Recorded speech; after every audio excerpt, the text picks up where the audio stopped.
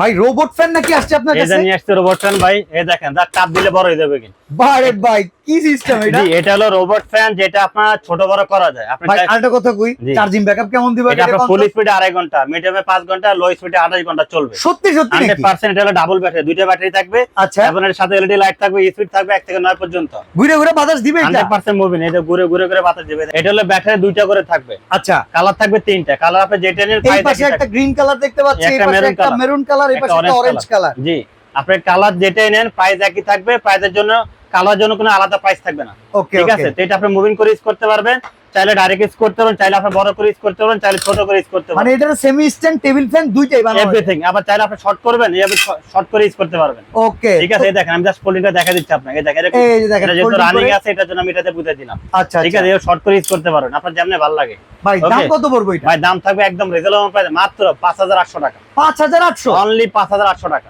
এই ফ্যানের দাম? এই ফ্যানের দাম মাত্র 5000। সারা রেগুলার প্রাইস হলো 6500। হ্যাঁ। আজকে অফার প্রাইস থাকবে 3 দিনের জন্য মাত্র 5800। ঠিক আছে, শুধু ডেলিভারি চার্জটা সাথে যোগ হবে।